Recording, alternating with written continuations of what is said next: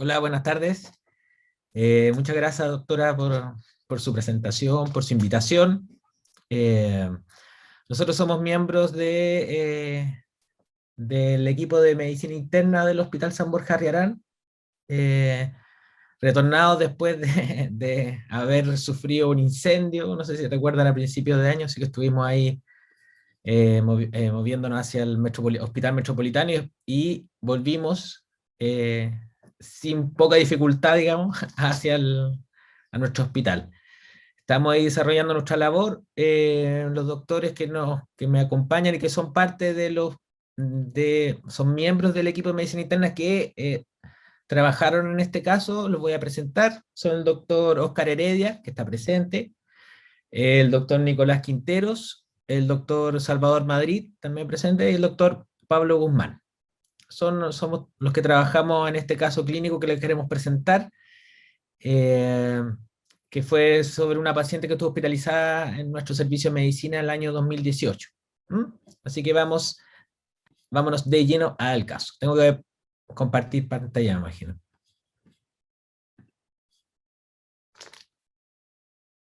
¿Se está viendo? No todavía, Francisco. Vamos a ver.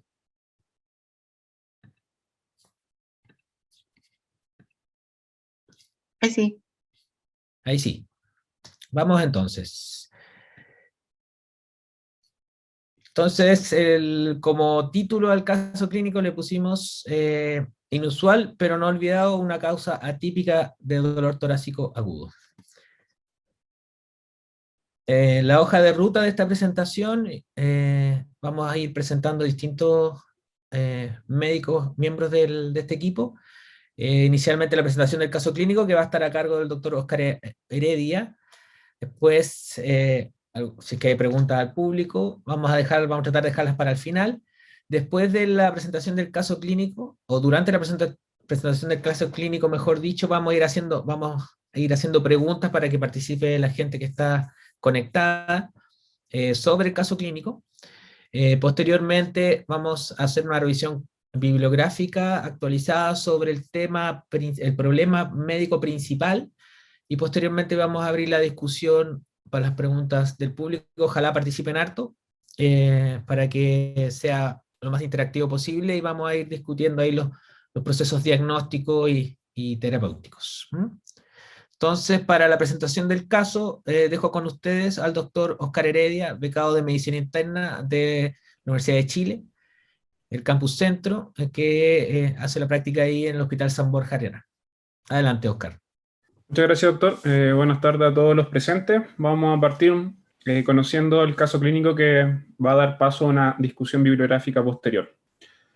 Bueno, el caso clínico habla de una mujer de 31 años, nacionalidad haitiana, residente al momento de presentarse la historia actual de 2 años en Chile, cursando un embarazo de 30 más 6 semanas.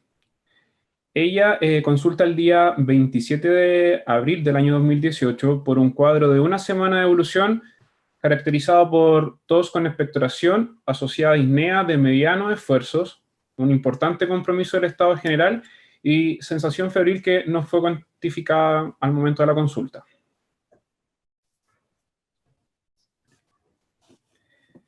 El examen físico, en la evaluación hecha en la urgencia ginecológica de nuestro hospital, la paciente tenía una frecuencia cardíaca de 79 latidos por minuto, una frecuencia respiratoria de 26 respiraciones por minuto, una presión arterial de 112,78, se encontraba subfebril en ese minuto con 37,6 grados Celsius, saturando 94% ambiental.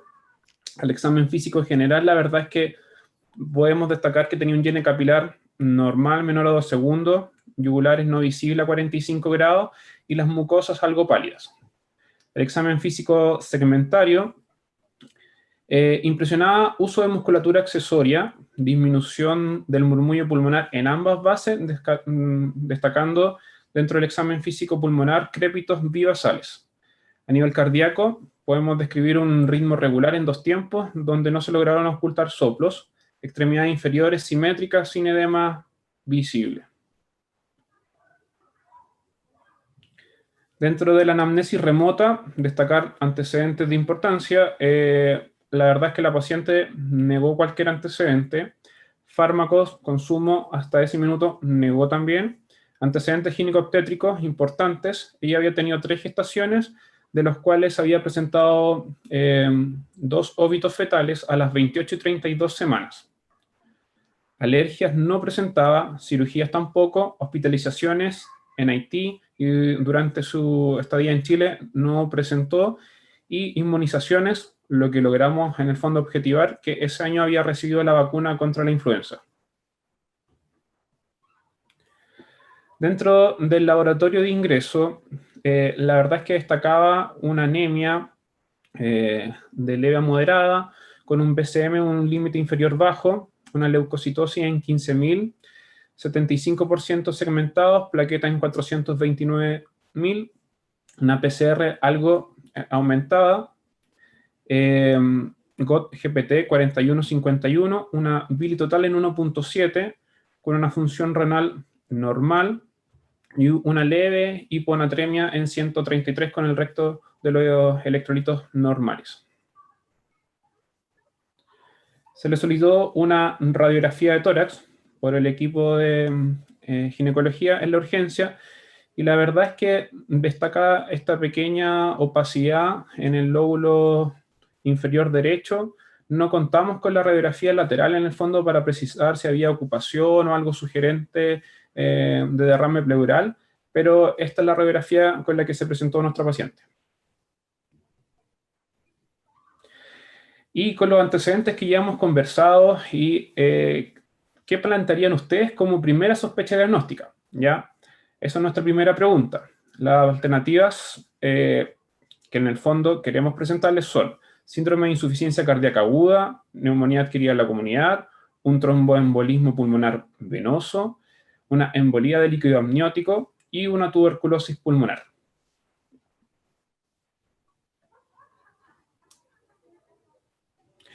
Ahí está desplegada la pantalla para que ustedes puedan votar, y posteriormente, doctor Contese nos ayudará con el análisis de esta pregunta. Gracias, Oscar.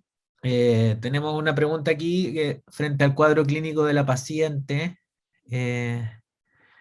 ¿Cuáles de esas alternativas les parece más probable como hipótesis diagnóstica inicial o hipótesis diagnóstica de trabajo? ¿Cierto?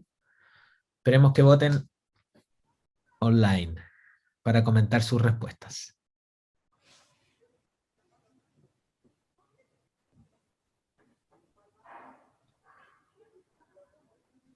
Ya, aquí estamos viendo los porcentajes.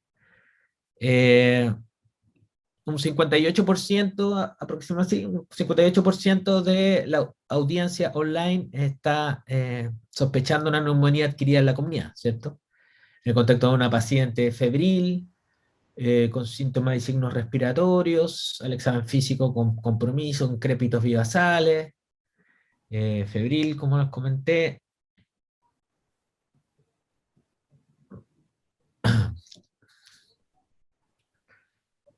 Ok, entonces el 58% votó neumonía adquirida en la comunidad, que es obviamente lo que pensó el equipo tratante en ese momento, en relación al cuadro clínico, que era lo más probable que tuviera la paciente en ese momento.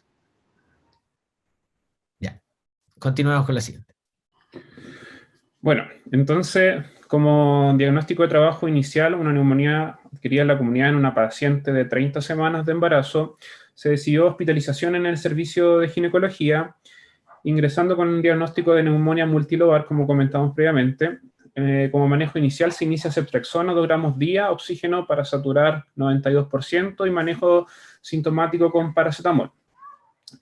Al ingreso se solicitaron exámenes asociados, básicamente estudio microbiológico un poco más ampliado, destacando hemocultivos periféricos 2 negativos, antígeno urinario para neumococo y legionela también negativos, panel viral, que en aquel momento prepandemia no teníamos COVID, así que no fue solicitado, para lo que lo están pensando, y cultivo de expectoración y baciloscopía de expectoración también negativo.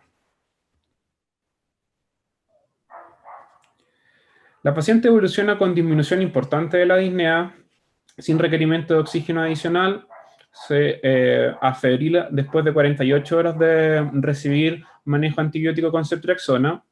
En cuanto al laboratorio, la verdad es que destaca una disminución de los parámetros inflamatorios y, sin embargo, dada la regular tolerancia que presentó la paciente, se decidió mantener hospitalizada para completar tratamiento antibiótico endovenoso.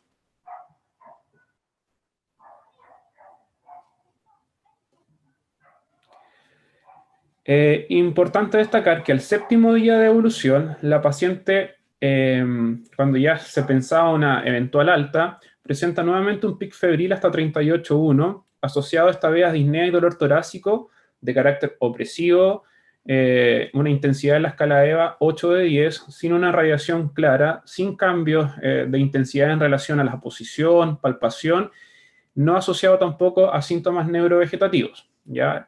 El control de signos vitales al momento de presentar este cuadro destacaba una frecuencia respiratoria hasta 34 respiraciones por minuto, se mostraba taquicárdica hasta 110 latidos por minuto regular, una presión arterial de 110-80, saturando 88% ambiental, se apoyó con 2 litros de oxígeno por naricera y logró ya saturar 92%.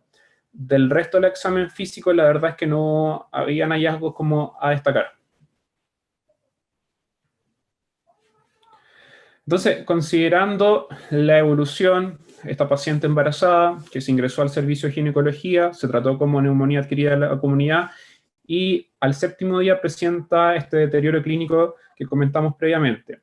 ¿Qué estudio o estudios realizaría inicialmente para abordar este nuevo cambio en la evolución de nuestra paciente?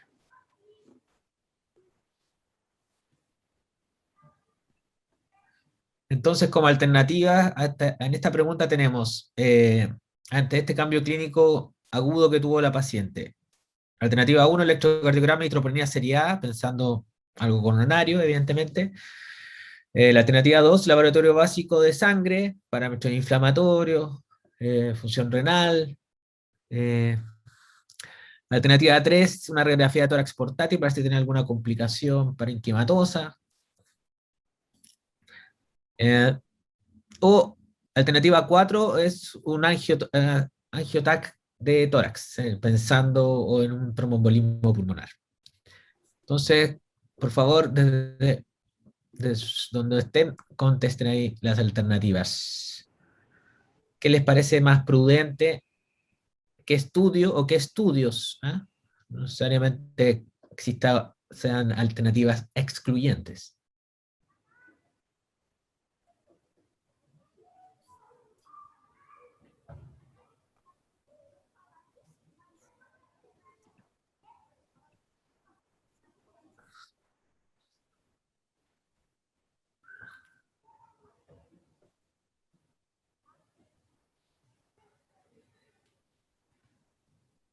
Ya, en este momento tenemos aquí el porcentaje de respuesta. La alternativa 1, un 27%, consideró que debería ser electrocardiograma y troponina seriadas, un 3% laboratorio básico de sangre, un 7% radiografía de tórax y el mayor porcentaje, un 63%, considera que el que estudio realizaría inicialmente sería un angiotac de tórax, pensando en un TEP.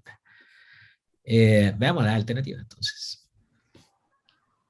Aquí lo que se hizo en ese momento fue las primeras tres alternativas, es decir, electrocardiograma y troponina seriada, pensando en algo coronario, ¿cierto?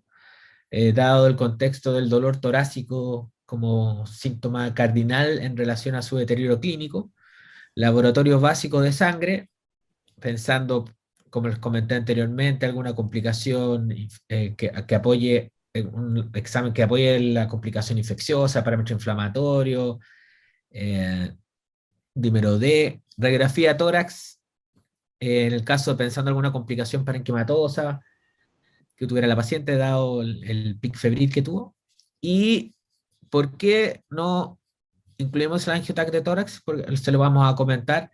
Existen, para evitar la exposición, en este caso, uno de los motivos para evitar la exposición a radiación, existen protocolos o scores para determinar riesgos, predictores de riesgo para tratar de evitar exponer a las pacientes embarazadas a el riesgo de la radiación. Y ahí existe un estudio que se llama, o sea, unas técnicas para, a través de descartar ciertas condiciones clínicas o de laboratorio, se puede llegar a descartar con un porcentaje muy importante el diagnóstico de tromboembolismo pulmonar en el embarazo y así evitar la exposición a radiación. Se lo vamos a comentar en unas diapositivas más adelante. Sigamos con lo que se hizo durante el estudio. Bueno, como comentó el doctor, dentro del abordaje inicial se solicitó un electrocardiograma, que es el que podemos ver acá. La verdad es que este electrocardiograma destaca una taquicardia sinusal, peri 145 latidos por minuto, sin otro hallazgo importante a describir. Y en cuanto al laboratorio, acá quisimos poner una comparación de los principales exámenes de ingresos versus al momento de presentar la descompensación. Destaca una caída mínima del hematocrito con una hemoglobina de 10.9 a 9.9. La leucocitosis, como habíamos comentado previamente, se notó una disminución tras el uso de manejo antibiótico. Plaquetas, elevación hasta 525.000. Los parámetros inflamatorios, PCR, 8.3 de ingresos, 6.3 al momento de esta descompensación.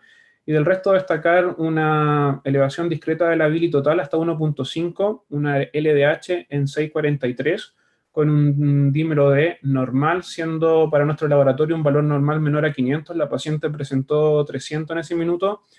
Y curva de troponina, tiempo 0 y a las 3 horas, ultrasensibles en 0,2, con un valor normal menor a 2 para nuestro laboratorio. La radiografía solicitada en ese minuto, la podemos ver acá. La verdad es que no habían cambios significativos en relación a la radiografía con la que se presentó la paciente al servicio de urgencia. Dado que la sospecha de TEP sigue rondando, ya se descartó en el fondo, tanto con el electrocardiograma, las troponinas iniciales, una causa coronaria inicial, no podemos dejar pasar la sospecha de TEP, ¿ya? Y como planteó el doctor, existen herramientas para poder definir qué pacientes tienen una indicación per se de estudio con un angiotac y quienes no se benefician de este estudio. Entonces, en base a esto, ¿qué score utilizaríamos para descartar en esta paciente el TEP? Dentro de las alternativas presentamos el score de Wells, el score de Genova, el algoritmo GEARS y la regla de PERC.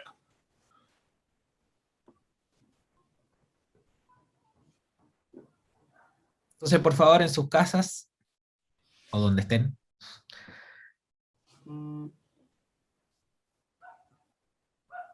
estos son todos scores de predictivos de riesgo, ¿cierto? Entonces, la idea en este caso, ¿cuál utilizaría para aplicar en esta paciente? ¿Ah? Es decir, una paciente embarazada.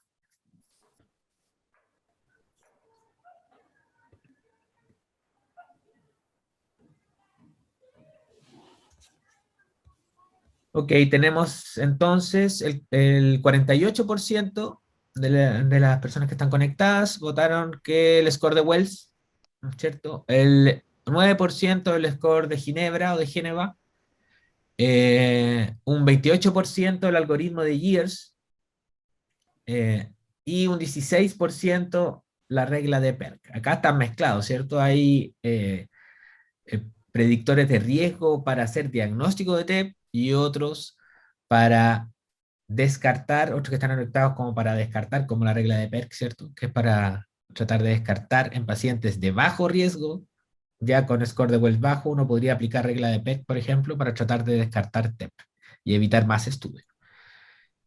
Eh, ok, sigamos. La alternativa correcta aquí es el algoritmo Years, que se lo vamos a escribir con Oscar, que va a continuar. Si me permite aquí, esto. Ya, el algoritmo de Years, como ustedes pueden ver, es un algoritmo en el fondo que nos ayuda a definir si nuestra paciente en el fondo se beneficia o no de un estudio con AngioTac, ¿ya? En el fondo, este estudio ve signos clínicos, ya básicamente clínica de trombosis venosa profunda, hemoptisis al momento de presentar la clínica y si es que el tromboembolismo pulmonar es el diagnóstico más probable, ¿ya? Como ustedes pueden ver, nuestra paciente tenía un dímero de 300 y el score de Years básicamente nos habla de que con un dímero de menor a 1000 la verdad es que el tromboembolismo pulmonar es muy poco probable. No sé, doctor, si usted quiere hacer algún otro comentario en relación al score.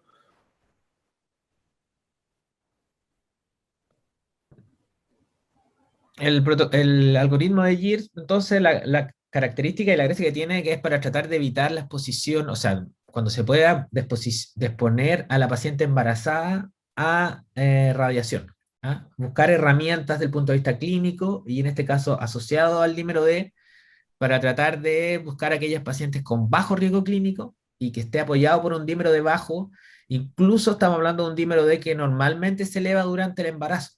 Entonces, un dímero D que está bajo 1000 en este caso, la paciente tenía 300, con ausencia de las tres características, los tres criterios del algoritmo Years, con este estudio uno podría evitar entonces la realización de angiotac. ¿Ah? Y con una probabilidad bastante importante de que no va a significar mayor riesgo para la paciente, que es lo más importante. Eso. Pues continuamos. Entonces, en este caso, entonces, cerrando, no se expuso a la paciente a angiotac de tórax, dado los hallazgos que no presentaba ningún criterio de Gears y el dímero de bajo 1000, según como está en este círculo destacado de ese grupo y lo que se hace con ese algoritmo de tratamiento. En este caso, seguimiento. Perfecto. Y habiendo ya descartado algunas causas que podrían explicar el cuadro de nuestra paciente y con los antecedentes que hemos ido recabando hasta ahora, ¿qué hipótesis diagnóstica se podría plantear en este minuto? ¿Un infarto agudo al miocardio, pericarditis, un tromboembolismo pulmonar, edema pulmonar agudo o algún otro diagnóstico asociado? Ok, entonces les pedimos a la gente que vote para después comentar las alternativas. Tenemos entonces un infarto agudo al miocardio como alternativa A, una pericarditis como alternativa B, un TEP como alternativa C, un edema pulmonar agudo como alternativa D y la alternativa E, otro diagnóstico. Entonces tenemos una paciente que ingresó con fiebre, un poco de disnea, algo de dificultad respiratoria, se interpretó como una neumonía, posteriormente se dio tratamiento antimicrobiano con ceftriaxona, evolucionó estable, pero ya al séptimo día hizo un deterioro clínico, es decir, tuvo fiebre, dolor torácico opresivo, las características descritas, y lo otro que fue requerimiento de oxígeno suplementario que previamente no tuvo o tuvo muy poco. ¿Ah?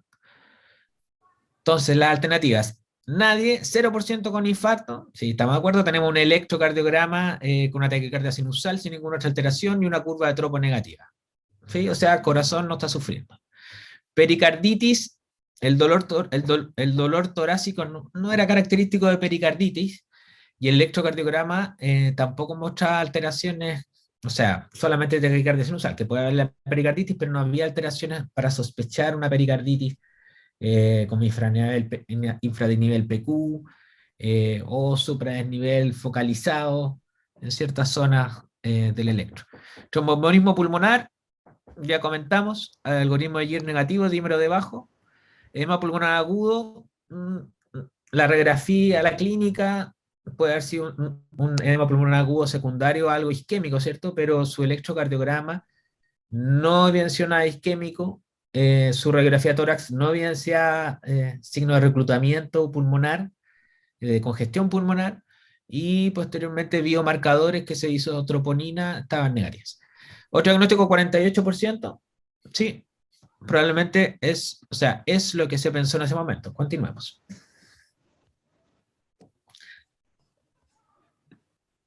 Otro diagnóstico, seguimos con la siguiente. Perfecto.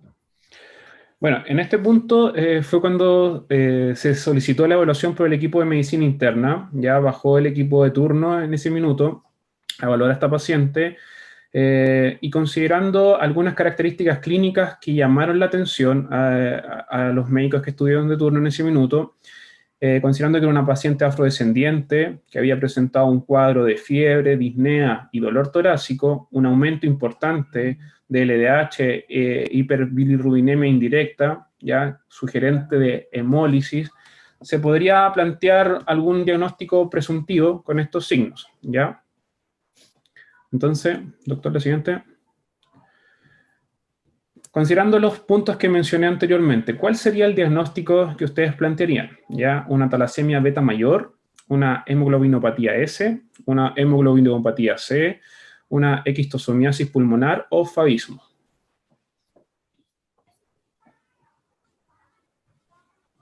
Ok, entonces tenemos esta en relación al cuadro clínico y posteriormente los hallazgos de laboratorio y, y principalmente lo que describía la diapositiva anterior, el doctor Heredia, fiebre, dolor torácico, disnea, anemia moderada con signos de, algunos signos compatibles con hemólisis al laboratorio.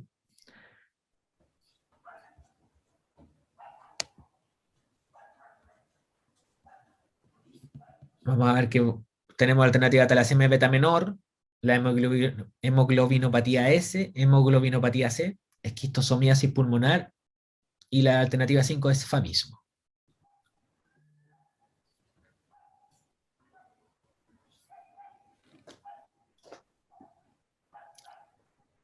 Está interesante, aquí está repartida Así es. la, la respuesta, ¿eh? Entonces vamos viendo. Talasemia beta menor, un 24%. Hemoglobinopatía S, un 30%. Hemoglobinopatía C, un 3%. Esquistosomiasis pulmonar, un 24%. Y favismo, un 18%. Vamos a dejar el suspenso, ¿eh? Ahora, en la alternativa podría haber la fanfarria de ¿quién quiere ser millonario? Claro. Sería bueno. La alternativa correcta es la hemoglobinopatía S, ¿eh? ¿Por qué? ¿Por qué pensar en eso? ¿Por qué no las otras alternativas? ¿Qué es la hemoglobinopatía S? ¿Qué otros nombres tiene? Es el motivo por el cual vamos a continuar ahora. Se sospechó entonces en este caso, en relación a la hemoglobinopatía S, una de sus complicaciones más frecuentes y de mayor morbimortalidad, que el síndrome torácico agudo secundario a esta hemoglobinopatía. Entonces, para ir directo al grano y hacer la revisión del tema, Claro, habiendo antes de eso, considerado... antes Sí, de eso, entonces, perdón, antes de la sí, revisión, vamos a avanzar en relación a cómo afinar un poco el diagnóstico en relación al cuadro clínico. claro. En relación, comentando un poco lo que dijo el doctor recién, pensando en que hemoglobinopatía S es nuestro diagnóstico de trabajo, ¿qué examen usted solicitaría para continuar el estudio? ¿Un cariograma, un hemograma con frotis, un TAC de tórax con contraste o un microarray?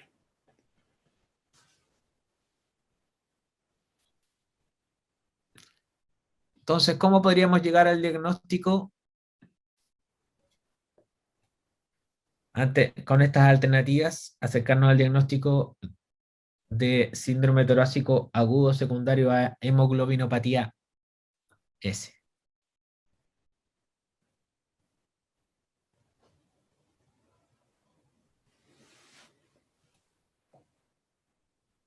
Para que voten. Tenemos la alternativa A, cariograma, alternativa B, hemograma con frotis, alternativa C, un escáner de tórax con contraste, y alternativa D, microarray.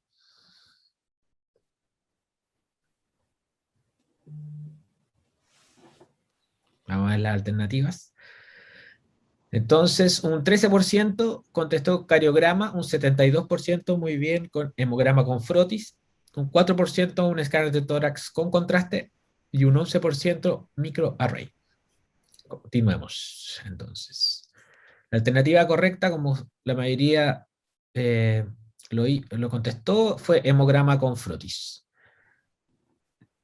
Después vamos a ver los detalles de todas estas preguntas.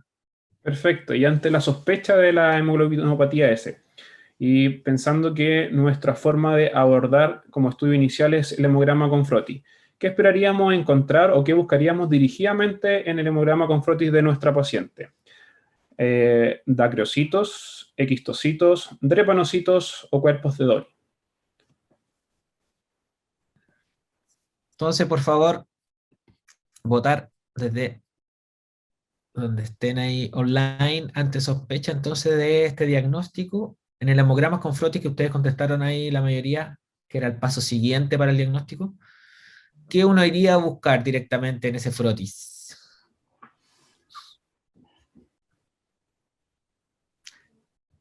¿Qué uno iría a ver con el tecnólogo médico ahí del laboratorio que ayuda a buscar o ahí con el hematólogo?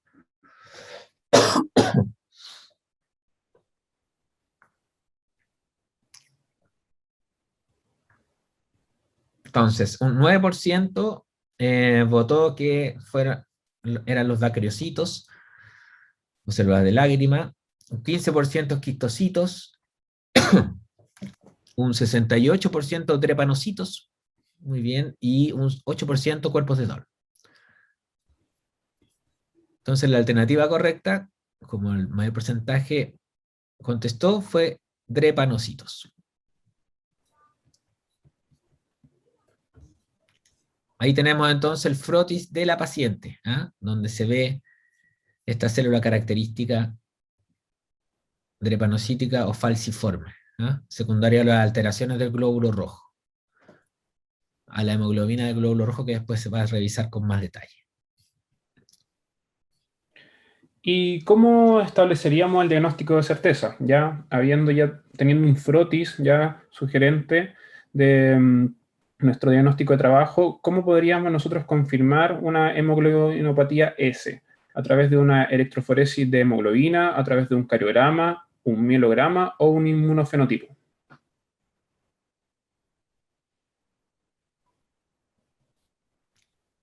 Entonces, ¿cómo haríamos el diagnóstico de certeza en este caso de la hemoglobinopatía S? Electroforesis de hemoglobina como alternativa A, cariograma alternativa B, mielograma alternativa C e inmunofenotipo como alternativa T.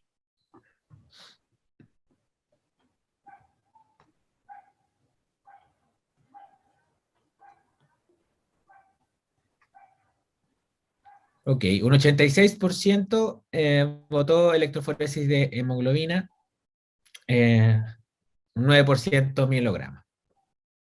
Es la alternativa correcta, entonces hay que ir a ver qué tipo de hemoglobina hay y eso se puede hacer a través de la electroforesis.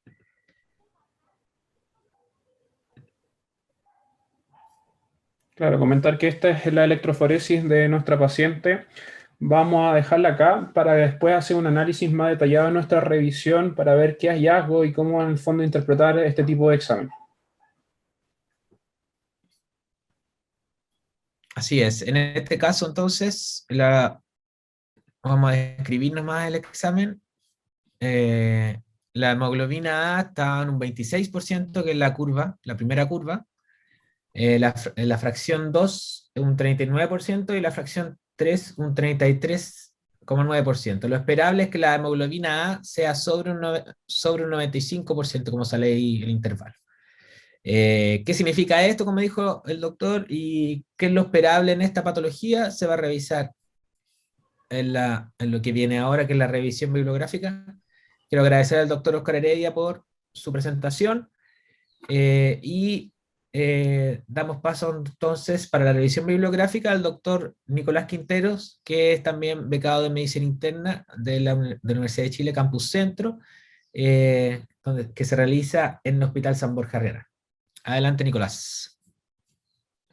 Buenas tardes a todos. Primero agradecerle, doctor Heredia, doctor Contese, por la presentación anterior, y para mí un gusto poder presentarles un poco respecto a la revisión bibliográfica del tema, y un tema que quizás algunos manejan, algunos no, depende un poco también de la experiencia con población migrante, así que vamos a conversar un poco de eso ahora. Adelante, doctor. Para partir, bueno, y un poco como mencionaba el doctor Contese delante, la anemia de células falciformes tiene varios nombres, es conocida con varios nombres en la literatura internacional, ¿cierto? La anemia de células falciformes, probablemente la que mejor conocemos, sickle cell disease en inglés, drepanocitosis, o más formalmente, como para unificarlo con los criterios, digamos, del estándar internacional, una hemoglobinopatía S, ¿ya? Anemia drepanocítica también, como comentan algunos abajo. Y la primera cosa a tener en cuenta es que esto es una hemoglobinopatía estructural. Y me gustaría hacerles directamente la precisión que en la literatura internacional se prefiere utilizar el término hemoglobinopatía para referirse a alteraciones cualitativas o estructurales de la hemoglobina, y diferenciarlas de las talasemias, que son las enfermedades por alteraciones cuantitativas de la hemoglobina. Por lo tanto, cuando tengan alguna revisión bibliográfica o quieran revisar de este tema, tengan en cuenta que en general van a referirse a hemoglobinopatías cuando estén hablando de alteraciones estructurales, y a talasemias cuantitativas. En particular, ¿cierto? La anemia de células falciformes está producida por una mutación en el gen de la beta-globina, ya les voy a explicar un poco más de eso, que se encuentra en el cromosoma 11 del adulto habitual, ¿cierto? Del humano, y que, a diferencia de la alfa-globina, tiene solamente dos alelos, el alelo paterno y el materno, por donde se codifica la beta-globina, y por lo tanto es más susceptible a tener mutaciones y por lo tanto causar enfermedad. Anemia falciforme, ¿cierto? El dato histórico viene del latín fals o falsis, que significa hoz, que es este instrumento agrario típico para, de la agricultura, ¿cierto? Y forme por la forma que adquieren, ¿cierto?, estos glóbulos rojos. Y en general, o bien a grandes rasgos, ¿cierto?, tenemos una presentación homocigota, es decir, los dos alelos del cromosoma 11 alterados, que van a generar la enfermedad anemia de células falciformes clásica, la variante clásica. Y también podemos tener ser portadores heterocigotos de la mutación, y por lo tanto tener un rasgo falciforme. Y aquí es importante porque ser un portador heterocigoto de la mutación no genera patología, principalmente genera, ¿cierto?, la aportación del gen y el riesgo de transmisión hereditaria. Ahora, es importante también saber que si es que esta variante heterocigota se asocia a otras mutaciones de la beta-globina, se puede manifestar como una anemia de células falciformes. Por ejemplo, hay casos de doble heterocigotos con hemoglobina S y hemoglobina C, o la combinación de una beta-talasemia con disminución de la cuantificación de beta-globina y ¿cierto?, el otro alelo con la mutación, y por lo tanto manifestarse como una anemia de células falciformes. Así que, en general, esas son las características habituales o de la presentación inicial de la enfermedad. Adelante. Es súper importante cuando hablamos de anemia de células falciformes o de drepanocitosis tener un contexto epidemiológico. Sabemos que la anemia de células falciformes es una enfermedad que característicamente afecta a la población afrodescendiente. Principalmente, y las incidencias más grandes están en el África subsahariana, también en India, pero se ha visto un aumento importante de los casos de drepanocitosis en el mundo, en las poblaciones que reciben principalmente migración o que vienen de orígenes afrodescendientes. Y así, por ejemplo, en los Estados Unidos, en Brasil, y bueno, nuestro paciente propiamente tal desde Haití. Por lo tanto, donde haya mayor población afrodescendiente, vamos a tener mayor probabilidad de tener ¿cierto?, o portadores, un rasgo falciforme, o de presentar la anemia de células falciformes. Y aquí también es importante destacar que esto pudiera tener de alguna forma una explicación evolutiva, y se dice clásicamente que los portadores de la variante heterocigota de la hemoglobinopatía S podrían ser más resistentes a la infección crónica por malaria, motivo por el cual se puede haber generado la presión selectiva para la aparición de esta mutación alélica, ¿cierto? Y finalmente el que se manifiesta la enfermedad. Así que eso es un dato que puede ser relevante también desde el punto de vista epidemiológico. Adelante. Bueno, fisiopatológicamente, recordar algunas cosas que quizás muchos ya conocen o las podemos ir recordando, ¿cierto? Es que la hemoglobina humana está formada por dos pares de cadenas de globina, en general. cada una de las cuales tiene unido, ¿cierto?, un grupo M que se caracteriza por tener un anillo protoporfírico y, ¿cierto?, el fierro al medio donde se va a unir el oxígeno, y las distintas variantes van a tener distinta afinidad con el oxígeno y obviamente algunas características clásicas. Se han descrito en el mundo más de 1000 variantes de hemoglobina humana y la mayoría de ellas, o la mayoría de las mutaciones asociadas a ellas son inocuas. Sin embargo, algunas como las que estamos presentando ahora pueden generar efectos clínicos relevantes y presentar patología. Recordar, como ya habían mencionado los colegas anteriormente, ¿cierto?, que el 97% de la hemoglobina en un adulto corresponde a la hemoglobina A0 o A simplemente, que comporta 2 cadenas de globina alfa y 2 cadenas de globina beta. Y la mutación, en el caso de la anemia celulosa falciforme, estaría, ¿cierto?, en la globina beta. Tenemos una proporción menor de hemoglobina A2 que presenta 2 cadenas alfa y 2 cadenas delta, y en el adulto, ¿cierto?, tenemos una proporción ya marginal, ¿cierto?, de la hemoglobina fetal, que está presente en la vía intrauterina, ¿cierto?, en los primeros meses de la vida humana, ¿cierto?, hasta más o menos los 3-4 meses de edad, donde empieza el mayor recambio, que tenemos, ¿cierto?, 2 cadenas alfa y 2 cadenas gamma. ¿Qué se caracteriza entonces la hemoglobinopatía S, ¿cierto?, y las mutaciones? Primero, es la variante más común de hemoglobina en el mundo y tiene que ver con lo que ya les mencionaba desde el punto de vista epidemiológico. Interesantemente, es una enfermedad que se caracteriza por la sustitución de un único nucleótido, es decir, una mutación puntual en un gen que va a determinar un cambio en el codón y por lo tanto un cambio en la expresión de aminoácidos de la cadena beta-globina. ¿Y cuál es particularmente esta, cierto? Es que en posición 6 de la cadena de globina beta va a haber un cambio de un ácido glutámico por una valina. Ese simple cambio va a llevar a que esta hemoglobina S tienda a polimerizar, y esta polimerización ocurre principalmente bajo la desoxigenación. Entonces, en los momentos donde la hemoglobina y el glóbulo rojo está frente a estrés, isquemia o desoxigenado, entonces va a tender a la polimerización. Esa polimerización va a explicar lo que se conoce como la falciformación, o esta deformación y daño del eritrocito que va a disminuir su vida media, determinando hemólisis, determinando rigidez y obviamente fenómenos vasoclusivos que ya vamos a ver, y la característica forma de oso medialuna que caracteriza a esta enfermedad.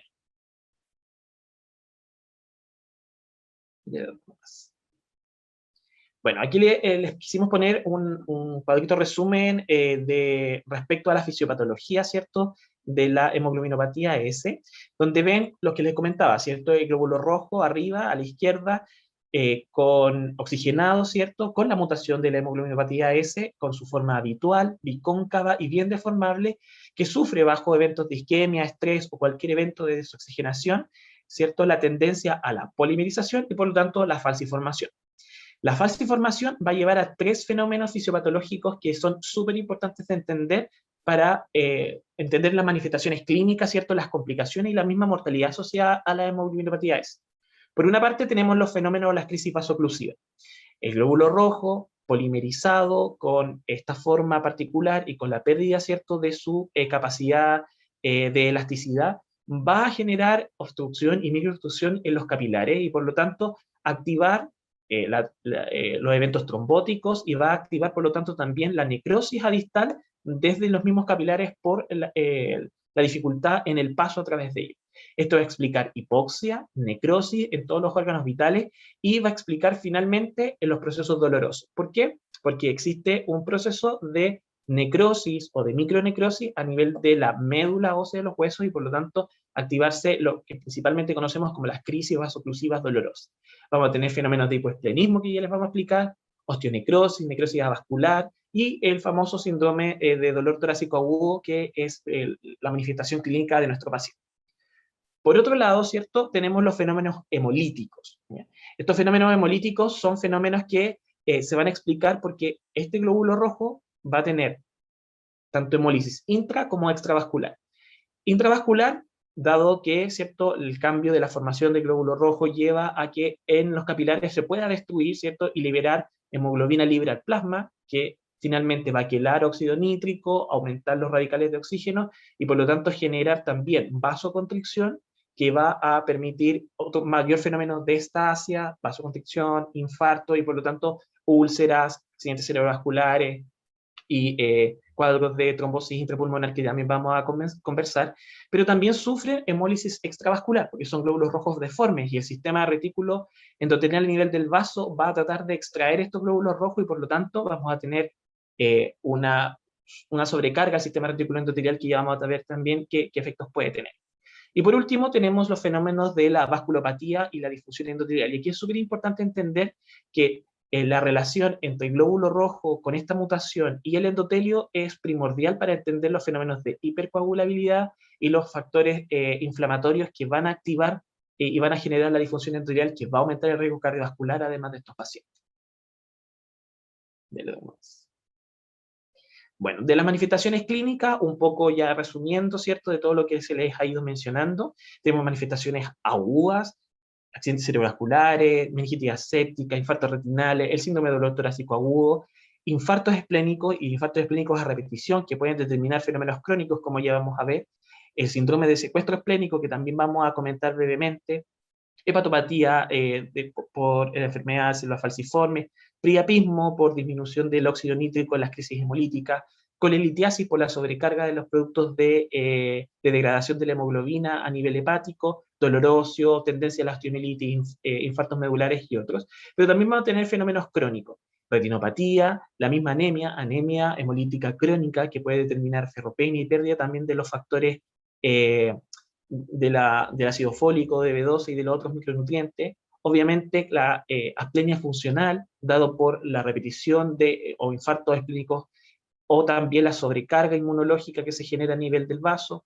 necrosis vascular y algunas otras alteraciones. Cardiomegalia importante porque finalmente en el fenómeno de anemia crónica se generan mecanismos compensatorios que van a llevar finalmente a remodelación cardíaca, y también recordar el aumento del riesgo cardiovascular asociado a la disfunción endotelial.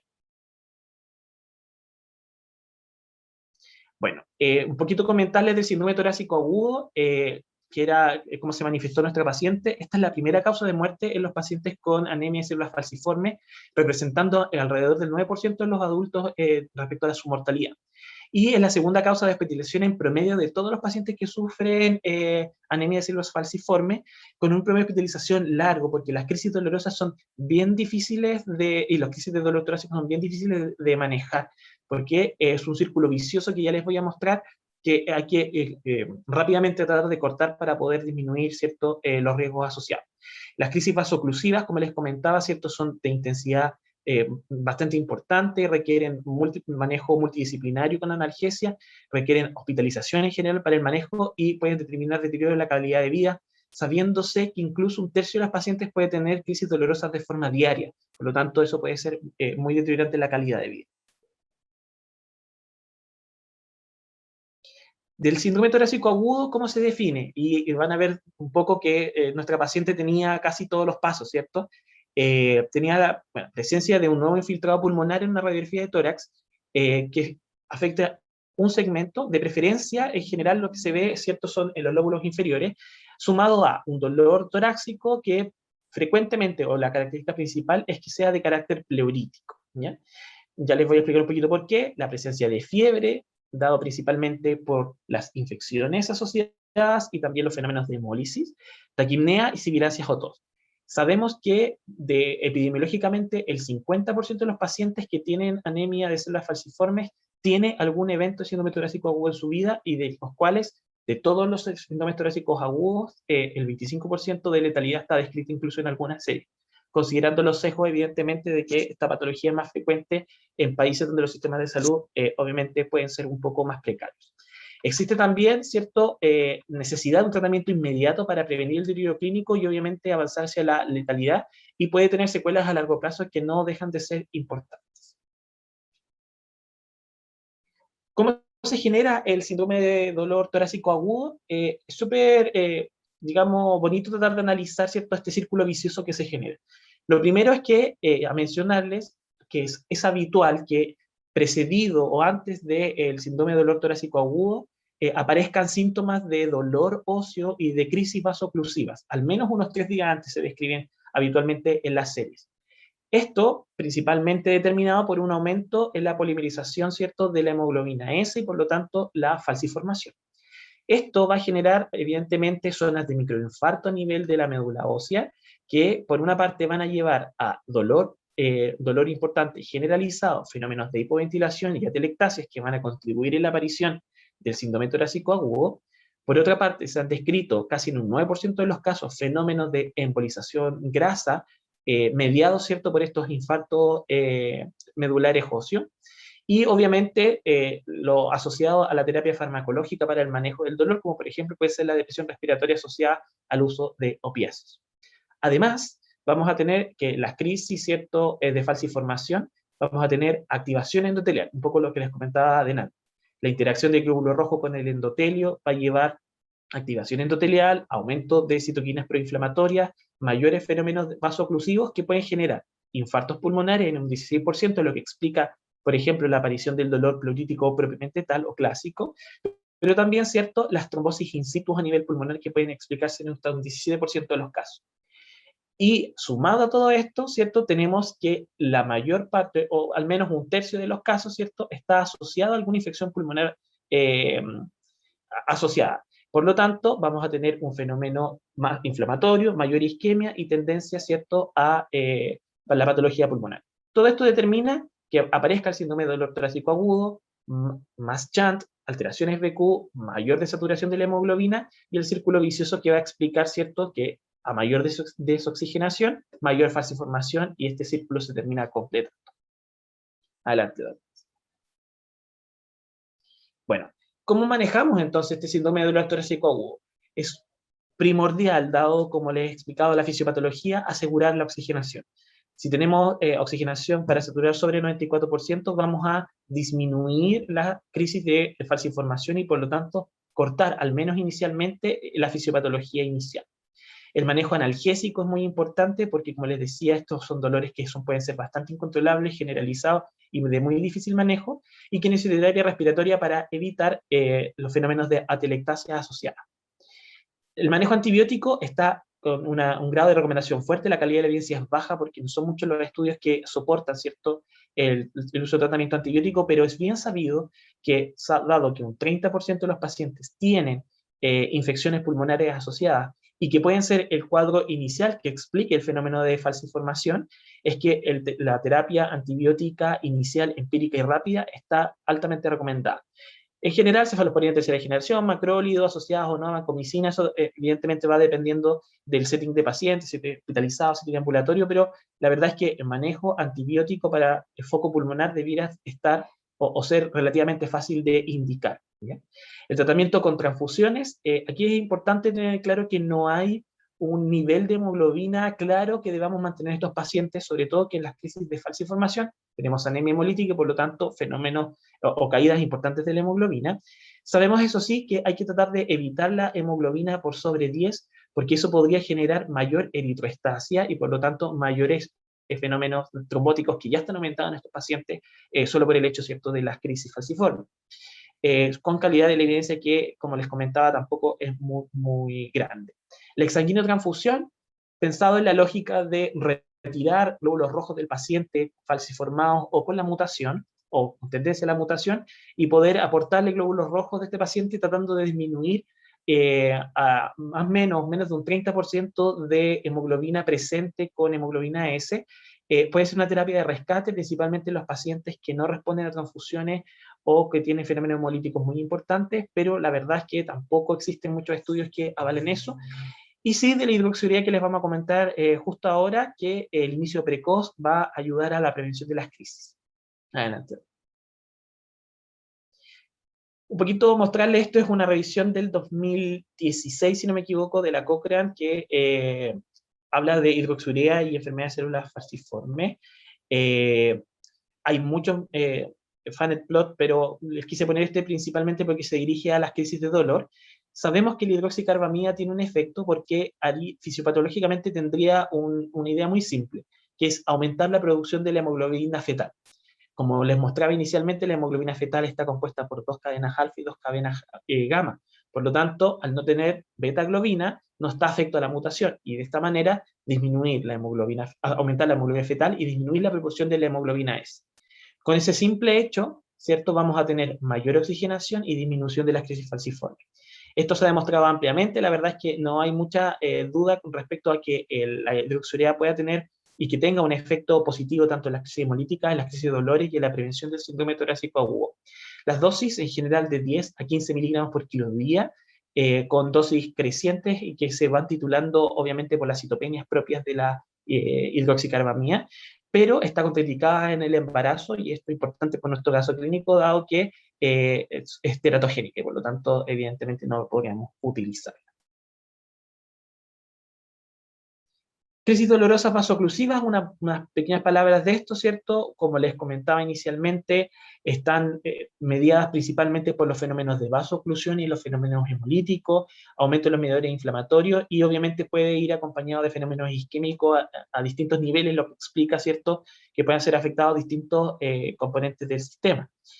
El dolor o las crisis dolorosas tienen un componente neuropático y esto al parecer estaría directamente relacionada con, como les comentaba, los microinfartos a nivel medular óseo y por lo tanto, ¿cierto?, las crisis de dolor, y puede ser localizado, generalizado, y la verdad es que puede ser dolores en todos lados. Los sitios más frecuentes, extremidades, articulaciones y huesos largos, abdomen y tórax, como también les hemos comentado, y el manejo obviamente es multidisciplinario, el manejo analgésico, hidratación, terapia física, para poder ir disminuyendo estas crisis dolorosas.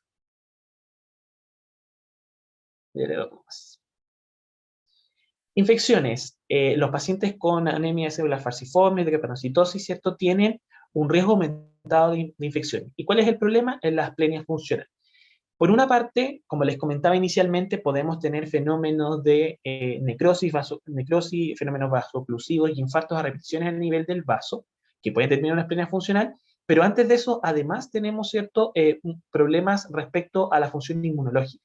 El exceso de eritrocitos va a sobrepasar la capacidad del sistema retículo endotelial del retiro de estos eritrocitos, ¿cierto?, con alteraciones estructurales y por lo tanto va a empezar a disminuir la función inmunológica, que como bien sabemos está principalmente mediada por la función humoral y la opsonización por complemento y por lo tanto vamos a tener mayor riesgo de infecciones por capsulado y por eso bacteriemias, meningitis y neumonía es una gran complicación. Es por eso también que el inicio de tratamiento antibiótico precoz en la crisis falciforme es súper importante, pero sabemos que particularmente de bacterias capsuladas como el neumococo tenemos más riesgo. Sabemos también que a nivel pediátrico principalmente, y no tanto en el adulto, está demostrada la profilaxis antibiótica. Y en estos pacientes, en los pacientes pediátricos, y lo menciono directamente, está recomendada a nivel mundial la penicilina de forma oral, de forma diaria, al menos 3 años, incluso para prevenir la sepsis por neumococo, que es la principal preocupación. Aquí en Chile se hace, nuestros compañeros los pediatras recomiendan amoxicilina para estos pacientes por un periodo mínimo de 3 años, pero en adultos la recomendación de profilaxis antibiótica la verdad es que no está ampliamente recomendada. Inmunizaciones para todo paciente que tiene crisis falciforme, neumococo, meningococo haemophilus, ¿cierto? Organismos capsulados, hepatitis B y influenza, ¿cierto? También a todos. Así que eso es algo que uno como médicos del adulto tenemos que tener súper claro y estos pacientes deben tener todas sus inmunizaciones. Complicaciones hematológicas, bueno, evidente, ¿cierto? La anemia hemolítica, como les comentaba, si bien clásicamente se describe que hay fenómenos intravasculares, esto es una anemia hemolítica mixta, con fenómenos de hemólisis intravascular y extravascular, como ya les mencionaba, la vida media del eritrocito de cada 17 días, ¿cierto? Síndrome anémico, ictericia, y podemos tener fenómenos como el secuestro esplénico. Fenómenos vasoclusivos masivos pueden secuestrar la volemia en el vaso y generar un choque hipovolémico. Lo vamos principalmente ver en pacientes con una gran esplenomegalia, con caída de más de 2 puntos de la hemoglobina y con shock, que se comportan como un choque hipovolémico, incluso como un choque hemorrágico por secuestro. La aplasia medular, en general, tendencia a las crisis reticulocitarias. Los pacientes que hacen hemólisis crónicas tienen más riesgo de ferropenia y de déficit de ácido fólico y de dosis, y por lo tanto, en algunos minutos se puede llegar a tener aplasia medular secundaria asociada a este tipo de crisis. Adelante. Siguiente.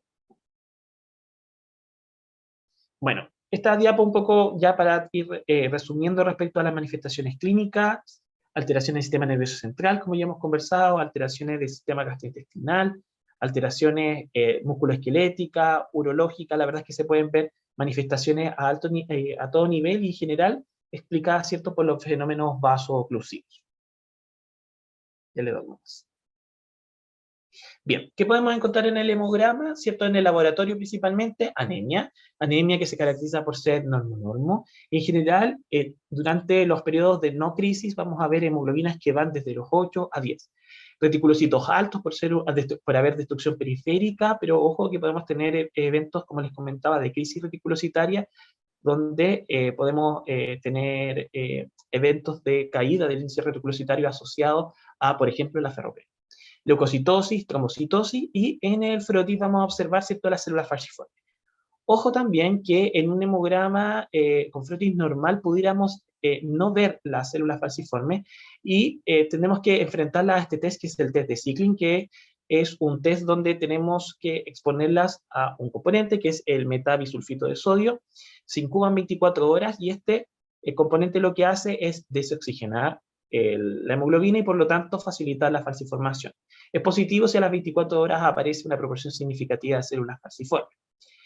Células en diana, en general y cuerpos de Holly-Jolly cuando tenemos alteraciones a nivel esplénico, porque vamos a tener, ¿cierto?, que estos cuerpos, que son elementos nucleados de los eritrocitos que debieran ser retirados de la circulación, no lo son por la sobrecarga a nivel del vaso, ¿cierto? Y la presencia de eritrocitos nucleados que también tiene esta misma lógica. Adelante. Signos de hemólisis, bueno, aquí no, sin querer redundar, ¿cierto? Aumento reticulocitario, disminución de la hemoglobina con la presencia de hemoglobina libre en el plasma, que la va a hacer caer, elevación del LDH, hiperbilirubinemia, y obviamente vamos a tener todos los efectos secundarios y asociados a estos signos clínicos. ¿Cómo hacemos el diagnóstico ya definitivo? Lo comentaban mis colegas al terminar la parte del caso clínico. El diagnóstico se hace a través de la electroforesis de hemoglobina, que es el gol estándar. Acá les pusimos, ¿cierto?, cómo pueden migrar las distintas cadenas de hemoglobina y un poquito para que vayan viendo qué es lo que qué es lo que uno debiera encontrar. Lo normal, ¿cierto?, es encontrar la migración de la hemoglobina A, encontrarla en el 97% y ver una proporción marginal, como decíamos, de hemoglobina fetal y de hemoglobina A2. Cuando tenemos, ¿cierto?, anemia de células falciformes, vamos a tener una supresión, y esto es importante, una supresión de la hemoglobina A, y vamos a tener, ¿cierto?, la aparición de la hemoglobina S. ¿Por qué? Porque todos, al ser una variante homocigota, vamos a tener que todas nuestras hemoglobinas van a tener el rasgo falciforme. En los pacientes que son rasgos falciformes, es decir, que son heterocigotos, vamos a tener proporciones. Vamos a tener pacientes que tienen una proporción alta de hemoglobina A, aparece una hemoglobina S y otras proporciones de hemoglobina A2 o de hemoglobina fetal, ¿ya? Podemos tener otros tipos de hemoglobinopatía, y esto obviamente también sin extender la presentación, pero podemos, por ejemplo, como en el caso de nuestra paciente, ver proporción de una hemoglobina S y una hemoglobina C, que pudiera explicarse como una anemia de células falciformes, ya no solo por una variante homocigota, sino que por un doble heterocigoto, mutación hemoglobina C, mutación hemoglobina S, que podría haber explicado el caso de nuestra paciente. Pero para que tengan claridad, entonces, debiéramos ver en una electroforesis de hemoglobina normal, ¿cierto?, solamente A, en el caso del 97%, y cuando tenemos una anemia de células falciformes, variante clásica homocigota, vamos a ver supresión de la A y la aparición de este rasgo de esta hemoglobina S. Adelante, doctor. Nuevas alternativas de tratamiento, y aquí estas dos últimas diapositivas para ir concluyendo la revisión bibliográfica. Aparte de lo que les conversamos del manejo general, hidroxicarbamida, ¿cierto?, el tratamiento antibiótico, se han estudiado nuevos targets terapéuticos. Y aquí tenemos este estudio que es del 2019 del New England, que muestra un estudio randomizado en fase 3 del voxelotor. Esto es una molécula que tiene la capacidad de hacer una unión covalente con la alfa-globina, pero que lo que ha demostrado es ser capaz de estabilizar la molécula de la alfa-globina y beta-globina y evitar la falciformación en los momentos de desoxigenación. Por lo tanto, podría actuar directamente bajo el mecanismo fisiopatológico, que es evitar la falciformación. Este estudio está en fase 3, creo que hay un estudio en fase 4, y la verdad es que en Chile no está disponible aún el voxelotor. Adelante, don Luis. Y por último, también se ha experimentado con terapia génica posttranscripcional. Este estudio es de este año, si no me equivoco, de enero, y va dirigido un poco a la terapia génica, sin extenderme mucho más. Lo que sabemos es que existen a nivel del adulto inhibidores o factores de transcripción inhibidores de la hemoglobina fetal, que es lo que explican que nosotros no tengamos una gran proporción de hemoglobina fetal como adultos. Sin embargo, esto puede ser o ha sido llevado como un target terapéutico con microRNAs que van a inhibir esta inhibición de la hemoglobina fetal y por lo tanto aumentaría la proporción endógena de hemoglobina fetal sin mediar hidroxicarbamida, disminuyendo así la proporción de hemoglobina S y también, ¿cierto?, teniendo efectos positivos respecto a la crisis dolorosa y a la mortalidad de estos pacientes. Eso. Bien, por último, ya cerrando el caso, ¿cierto? ¿Cuál fue la resolución de este caso? Bueno, se manejó con oxigenoterapia, con transfusiones inicialmente de la paciente, hidroxicarbamida no se le dio, ¿cierto? Estaba embarazada, evolucionó de forma favorable y fue dada de alta al día 14 post-hospitalización.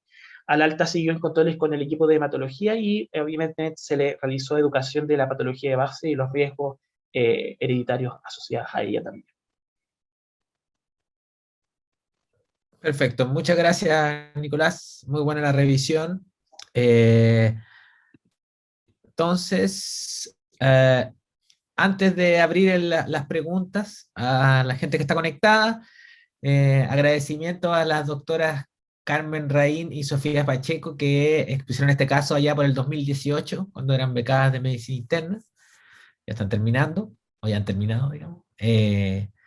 Así que muchas gracias, la presentaron en el Congreso de Medicina Interna, un caso muy, muy completo que allá el 2018 estábamos recién viendo este tipo de patología, o sea, fue muy llamativo y nos hizo ir de nuevo a los libros, ir a estudiar todo lo que a veces no nos pasaban a nosotros en pregrado debido a lo infrecuente. ¿Ah? Entonces está todo como con el tema de medicina relacionado a migraciones, ¿ah? Y nuevas patologías no tan nuevas, por eso le pusimos el título inusual pero no olvidado. Eso, el último, solamente para concluir antes de las preguntas, el último control de la paciente fue en julio de este año. La paciente se encontraba con una hemoglobina de 12, estable y tomando ácido fólico, aparentemente sin nuevas complicaciones ni hospitalizaciones. Doctora. Bueno, agradecerle enormemente, muy interesante, ¿eh? Muy bonito el caso, bien estudiado, bien completo. No tenemos preguntas del público aún, así que tenemos unos minutos. Conversemos mientras tanto del tema porque yo creo que es interesante. Como tú dices, hay una cosa bien curiosa, así como esta enfermedad aparece como una forma de adaptación, ¿verdad? En este caso, como la resistencia a la malaria. Es interesante que es como lo que pasa con el APOL1, ¿no? Que es una forma de resistencia a la enfermedad del sueño, ¿verdad? A la infección por Trypanosoma cruzi. Es interesante cómo estas enfermedades, como tú bien dices, primero que no conocemos porque vienen con las migraciones, pero además son enfermedades que han ayudado a las poblaciones a defenderse de infecciones y hoy día se presentan como otras enfermedades. De esto yo creo que tenemos mucho que aprender todavía. Cuéntenos un poco qué les parece en la revisión en relación a lo que ustedes mismos miraron. ¿Cuál les parece qué les parece que es el problema principal para enfrentar una drepanocytosis? ¿El diagnóstico, el tratamiento, el estudio? ¿Dónde creen que está el principal problema, por ejemplo? Porque hay patologías en que nuestro principal problema es sospecharla, en alguna otra lograr llegar al diagnóstico y en otras tratarla. ¿Dónde creen que está en esta enfermedad? Bueno, probablemente voy a abrir la discusión a mis compañeros. Probablemente, yo creo que para nosotros es la sospecha diagnóstica, especialmente como un síndrome torácico agudo que se presente como dolor. Claramente no lo vamos a tener como tan presente, incluso en embarazada, dolor torácico, electrocardiograma dudoso, sospechar disección coronaria, nos enseñaron nosotros los cardiólogos siempre tener ahí en consideración. Yo creo que la sospecha de diagnóstico es como el punto clave, tenerlo presente. ¿Ah? No sé qué opinan ustedes, Salvador. Sí, yo concuerdo con usted, Doc. En general, lo que es la parte sospecha diagnóstica a veces es bastante complicado, y nosotros, para bien o para mal, porque a veces igual tenemos estos pacientes que se nos complican, pero es algo que nos hemos ido acostumbrando principalmente en relación a cuál es la demografía que lo evaluaba en nuestro hospital. Entonces, eso es súper interesante, porque tal como usted lo señaló, el tema de la migración en Chile nos abre también la oportunidad de tener que aprender, leer y retomar muchas patologías que no estábamos acostumbrados a ver. Ahí, por ejemplo, en el diagnóstico diferencial pusimos como distractor la esquistosomiasis, que es otra enfermedad que acá tampoco está muy descrita. Entonces es interesante que tratemos de ir abriéndonos a la búsqueda de estas nuevas patologías que, bueno, siempre han existido, pero que obviamente en relación a la población que nosotros observamos no es tan frecuente de ver. Y es muy importante también en relación a lo que está pasando también en otras regiones de Chile, en donde la población inmigrante ha ido aumentando de forma progresiva. El diagnóstico yo creo que sigue siendo un gran desafío. Bueno, el público, habla despacito, tiene que hablar despacito. El público nos alega, nos alega con razón que es verdad, nosotros tenemos migrantes hace tiempo y opina que hemos ido lento. Es verdad, en algunas cosas, porque por ejemplo, muchos de estos temas en la educación de pregrado se pasan, como decía Francisco, como el título, si es que, y uno ha tenido que empezar a aprender, cada uno por su cuenta. Probablemente estamos atrasados como en muchas cosas en la enseñanza, digamos, respecto a lo que deberíamos, de lo que deberíamos ir aprendiendo. Les preguntan también acá, ¿cuáles son las causas más frecuentes de la crisis de estos pacientes? ¿Por qué hacen crisis? ¿Quién quiere contestar? Porque conversamos que esta señora la educaron, ¿sí?, para que llevara su enfermedad, que no le vamos a curar, por supuesto, de la mejor manera, ¿cierto? Entonces, ¿qué les enseñamos en el fondo para ver cómo les evitamos las crisis?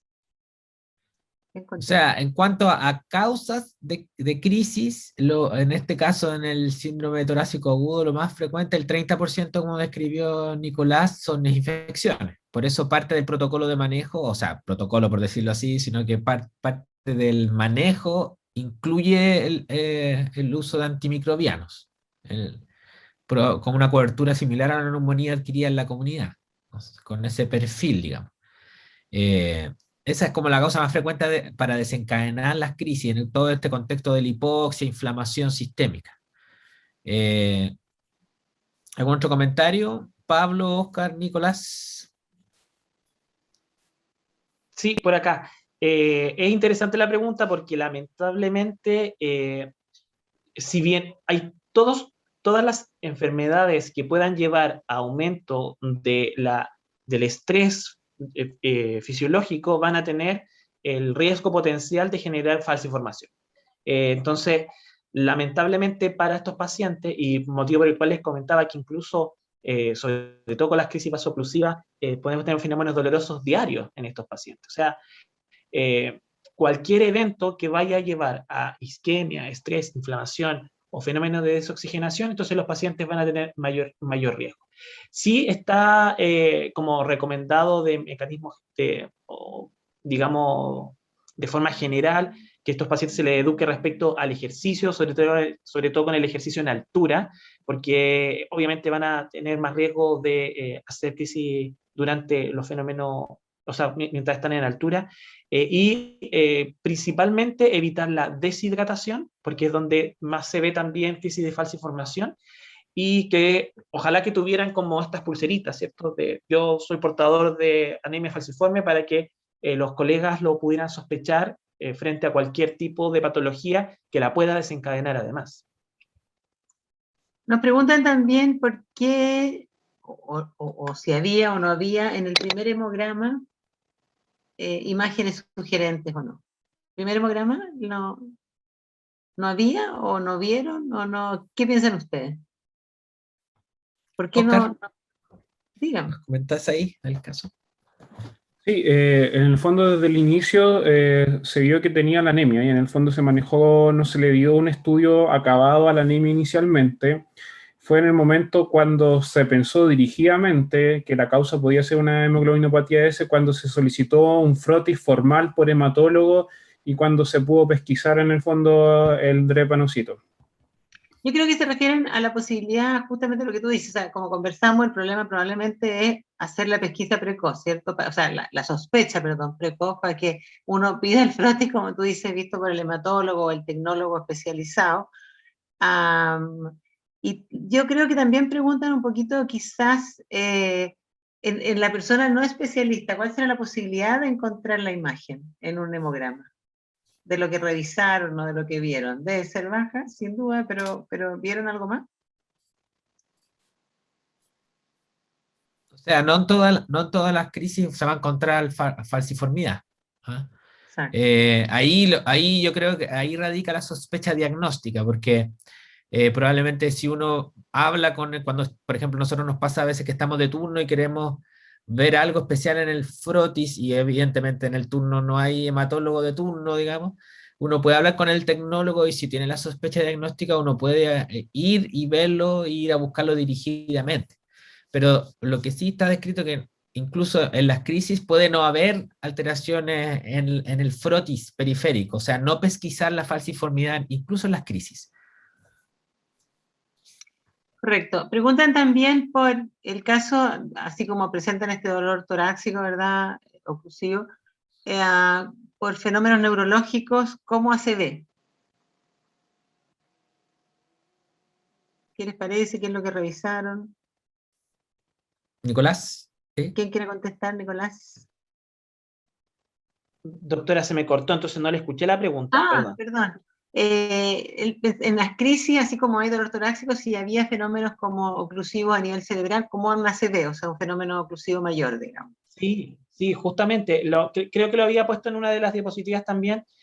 Aquí tenemos alto riesgo isquémico y trombótico. ¿Ya? Eso es como un mensaje a llevarse. No solamente tenemos hemólisis, tenemos fenómenos de isquemia, hay infartos retinales y accidentes cerebrovasculares, se pueden manifestar como TIAs incluso en eventos como particular o como accidentes cerebrovasculares francamente. Y también tenemos aumento de los fenómenos trombóticos y de trombosis no solamente en los sitios típicos, sino que también atípicos. Y esto todo en relación a digamos, la interrelación que tiene este glóbulo rojo, que tiene la falciformación y la activación endotelial. Ese es como el mecanismo fisiopatológico que va uniendo con la trombosis. Correcto. Preguntaron también, pero ella les contestó por el algoritmo que presentaron ustedes, que es un algoritmo relativamente nuevo, pero que se usa, que yo creo que explicaron muy bien por qué se usa en el fondo, porque cuál es el sentido de usar ese algoritmo y no los otros, que es para tratar de evitar cierto más amplio. Sí, en general ahí hicimos eso porque el diagnóstico de TEP siempre está dando vueltas más a una paciente embarazada, ¿cierto? Y más lo tenemos aún más presente en el contexto del Claro. COVID, ¿cierto? Sí. Pero existen hartas herramientas desde el punto de vista de score de predicción clínica para inicialmente determinar si un paciente tiene alto o no, o sea, bajo o alto riesgo de posibilidad de TEP. Y a partir de eso, uno establece los siguientes pasos en cuanto a diagnóstico. Y también existe otros scores que son más que para determinar el riesgo, es para descartar. Ahí está, por ejemplo, la regla de PERC, que son 8 criterios clínicos o de signos vitales, digamos, que si están ausentes los 8, uno podría eventualmente en un paciente de bajo riesgo de predicción clínica descartar con un alto porcentaje o con seguridad que el paciente tiene TEP. Pues, el score de Wells, por ejemplo, que es para determinar el riesgo clínico, el predictor clínico, dentro, como lo contestó el doctor Guzmán ahí en el chat, dentro del estudio donde se sacó estos criterios están excluidos los menores de 18 y las embarazadas. ¿No? Eso hay que tenerlo en consideración. O sea, el score de Wells se debe aplicar en un grupo de pacientes, por eso es importante conocer estos estudios porque no es aplicable a todo el mundo, digamos, ¿ya? Y el algoritmo de Year que hace poco se viene utilizando, lo mostramos para que también se pueda conocer este aspecto y evitar todo el riesgo de la exposición a radiación. Yo creo que es súper interesante, o sea, porque como tú bien dices, los scores en general, hay gente que le encantan, pero uno tiene que saber lo que busca en el score y en realidad lo que te predice, porque score para una cosa, para otra, para otra, para otra. Y hay otro tema, claro, la radiación no es menor para nada, la gente se hace una cantidad de escáneres impresionante, pero además el tema de costo-beneficio de salud es importante, o sea, la cantidad de angioTAC que se hacen sin tener ningún sentido en los servicios de urgencia es impresionante. Entonces, en el fondo, si uno usa bien los scores, podría trabajar tranquilo, bien tranquilo. En los servicios de urgencia, cuando uno interroga un poco a los urgenciólogos, siempre salen con la historia esta del médico legal y que les da miedo que los demanden. Entonces, ante la duda, brum, si fuera por ello, le harían una coro, tac, blu, blu, blu, toda la historieta. Y en realidad, como suele suceder, conversando con el enfermo y ordenándose un poco respecto a los síntomas que tiene, uno puede darle bastante buena respuesta. ¿De acuerdo? Súper de acuerdo. ¿Algo más que quieran recalcar ustedes mismos, los sufridores del paciente o los revisores del tema? Algo que yo creo que han hecho una tremenda revisión y un caso bien interesante. ¿Han tenido más casos? Sí, doctora, eso le quería comentar. A principio de año tuvimos un caso de un paciente joven que era colombiano, que él en relación a una exposición al frío, una noche de carreta aparentemente, tenía su diagnóstico ya de hemoglobinopatia S y presentó una crisis, y la crisis en el fondo era dolor en extremidades inferiores.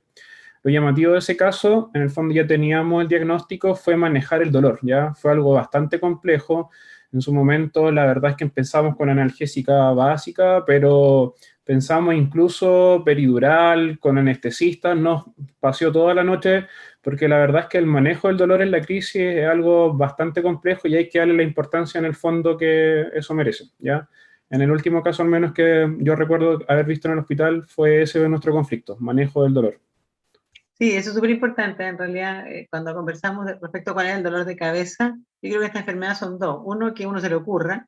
Hoy día se le ocurre más, es verdad. Puede saber o no saber cómo estudiarlo, pero podría acudir a alguno, digamos, informarse un poco más. Y el otro es tratarlo, porque a estos enfermos les duele harto. Entonces, harto les duele. Entonces, el fenómeno vascular está muy alterado.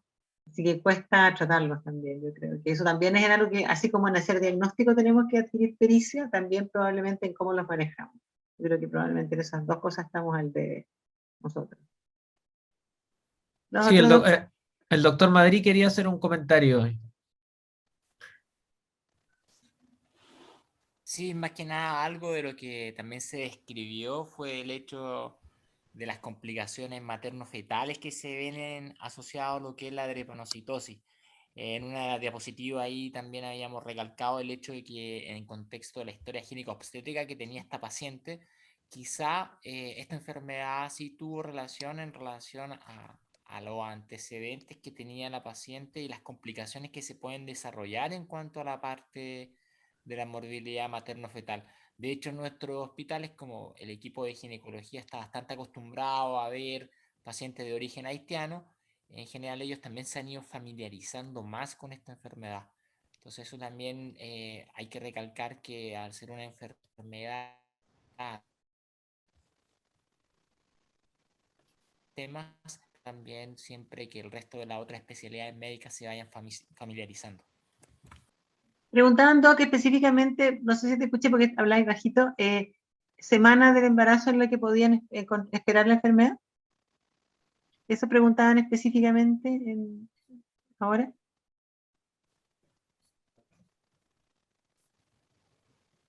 ¿No me escuchó? Inestable mi internet acá. Sí, ¿Me no soy yo, ¿A qué se doctor, es refería, usted. doctora? Semana del embarazo preguntaban, específicamente en que podían sospechar la enfermedad. ¿Alguna semana, algún trimestre, algo más frecuente que otro? Eso. Al menos en la literatura yo no encontré particularmente algún trimestre. No sé si mis colegas lo habrán revisado, pero en general, tal como lo decía el doctor Quintero, cuando existen situaciones de estrés en donde aumenta, por ejemplo, el consumo o hay un desbalance en cuanto a la parte de la oferta y demanda de la oxigenación tisular, son gatillos que provocan las crisis. Ahora bien, ahora epidemiológicamente, si hay algún estudio que describa si en algún trimestre esto se ve más asociado o no, al menos yo no encontré, no sé mis colegas. Nicolás, ¿encontró algo? No directamente de alguna semana, que podamos decir, pero sí, sí se podría intuir que probablemente las mayores complicaciones las observemos más adelantadas en el embarazo, porque de hecho lo que se describe son más que abortos, óbitos y preeclampsia y patología directamente placentaria, insuficiencia placentaria. Entonces, uno podría intuir que probablemente ya desde el segundo o tercer trimestre se puedan observar mayores complicaciones, no solamente de las crisis, sino que las complicaciones ginecobstétricas que estaba mencionando el doctor Madrid. Súper. Súper. Bueno, doctores, yo quiero agradecerle, hemos aprendido mucho, hemos repasado, o sea, repasado algo, algunos aprendido para otros porque sabemos poco de esto, así que los felicito por el caso, los felicito porque siguen mirando más pacientes, van a aprender mucho más y le agradecemos enormemente su presentación. Así que buenas noches y que estén muy bien. Muchas gracias.